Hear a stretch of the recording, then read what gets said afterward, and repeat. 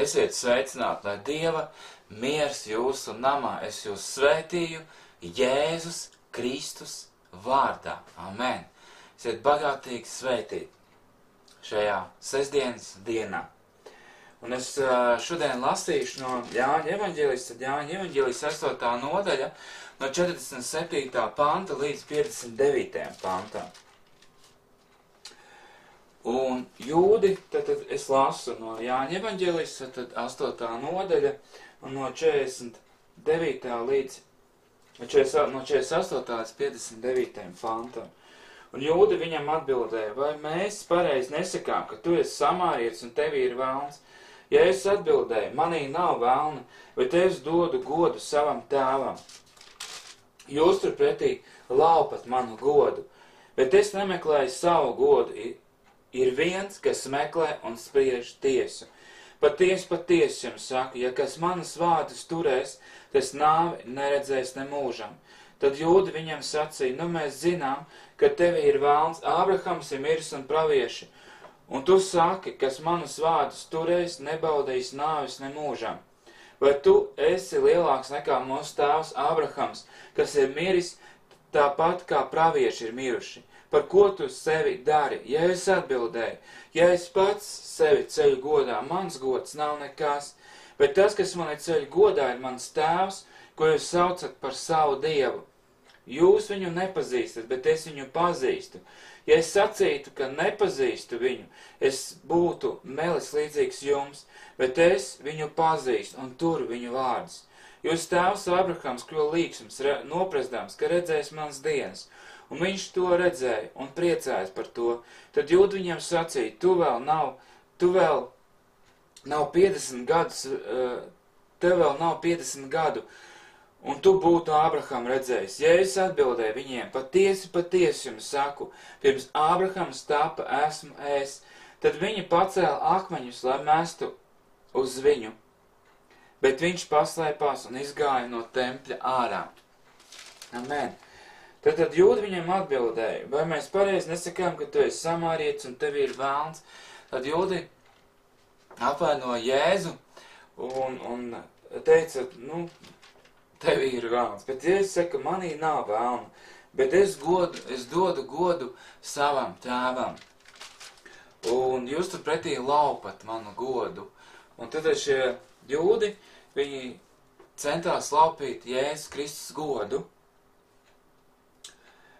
Bet ja Jēzus saka, ka manī nav velna, es dodu godu Dievam. Ja? Un šie cilvēki laupīja Jēzus Kristus godu. Un tālāk Jēzus saka, viņš nemeklē. Jēzus nemeklēja savu godu, bet viņš meklēja Dieva godu. Un viņš saka, ka ir kāds, ir Dievs, kas meklē un spriež tiesu. Patiesi jums saku, ja es saku, kas manas vārdus dzirdēs, ja kas turēs manas vārdus dzirdēs un turēs, tas nāvi neredzēs, jeb nebaudīs nemūžam. Tad jūdi viņam sacīja, nu mēs zinām, ka tev ir velns, Ābrahams un pravieši miruši. Un tu saki, kas manas vārdus turēs, tas nāvi nebaudīs nemūžam. Par ko tu sevi dari? Vai tu esi lielāks, tad viņi saka, vai tu esi lielāks nekā Ābrahams, kas ir miris un tāpat pravieši miruši. Par ko tu sevi dari? Un tad, ja es atbildēju, ja es pats sevi ceļu godā, mans gods nav nekas, bet tas, kas mani ceļ godā, ir mans tēvs. Un tas ir tas, ko arī es sludināju iepriekš par to, ka ir ļoti svarīgi, ka tevi ceļ godā Jēzus Kristus, ka tevi ceļ godā Dievs, jo mūsu gods nav nekas. Ja? Bet tad, kad Dievs mūs ceļ godā, tas ir kaut kas īpašs, un tas ir dārgi.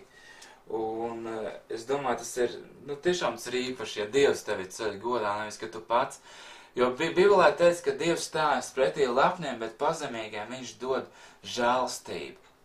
Amen. Un tālāk Jēzus saka, ka tas, kas viņu ceļ godā, ja, tas ir tēvs, ko jūs godājat. Un redz, šie jūdi, šie lieliskie cilvēki, ir cilvēki, katrs mēs esam kaut kādos meklējumos, un arī šie cilvēki bija kaut kādos meklējumos, un viņi vienkārši pieķērās vienkārši šiem darbiem, tad darbiem, tad daudz lūgt, gavēt un tā, bet Dievs grib, lai mēs viņu paši iepazīstam. Un tas ir tas, ko Jēzus Kristus mācīja šiem cilvēkiem. Iepazīstiet pašu Dievu, iepazīstiet mani, un tad tas jūs nesīs dzīvību. Nevis, kad jūs darīsiet kaut kādas reliģiskas darbības, un tas nesīs jums dzīvību. Bet, kad jūs iepazīsiet mani, jūs arī dzīvosiet tajā. Amen. Jūs dzīvosiet patiesībā, jūs dzīvosiet gaismā. Jūs viņu nepazīstat, tad Jēzus saka, jūs nepazīstat Dievu, bet es viņu pazīstu. Un ja es teiktu, ka es viņu nepazīstu, tad Jēzus saka, tad es būtu melis līdzīgs jums, bet es viņu pazīstu. Un es domāju, ļoti svarīgi arī tavā dzīvē, ka tu iepazīsti Dievu. Es gribu iepazīt Dievu. Es ne tikai gribu dzirdēt par viņu, bet es gribu viņu reāli iepazīt. Un Bībelē teica, kas meklēs, atradīs, klauvēs, viņam taps atvērts, kas lūgs, tas dabūs. Amen. Un tālāk, ja es saku, ka jūsu tēvs Ābrahams kļuva līgsums noprezidams, ka redzēs mans dievs, un viņš tās redzēja un priecājās par to. Un tad Ābrahams, viņš redzēja Jēzus Kristus dienas, un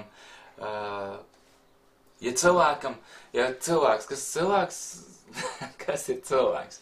Cilvēks var pēc nāves dzīvot, un Ābrahams bija līdzīgs cilvēks, mums bija ticības vīrs, un Ābrahams redzēja Jēzus Kristus dienu, tas nozīmē to, ka viņš piedzīvoja mūžīgo dzīvību, viņš ir ar Dievu, viņš ir debesīs, gan pravieši, gan arī Ābrahams, tad cilvēkam ir iespēja dzīvot.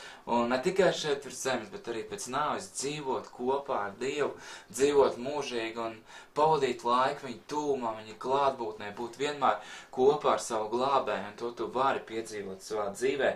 Ja tu turēsi Jēzus Kristus vārdus, ja jūs turēsiet manus vārdus, tad jūs redzēsiet dzīvību, jūs baudīsiet dzīvību, un jūs neredzēsiet nāvi, bet jūs dzīvosiet. Ja es atbildu viņam, patiesi jums saku, pirms Ābrahams tapa, esmu es, amen.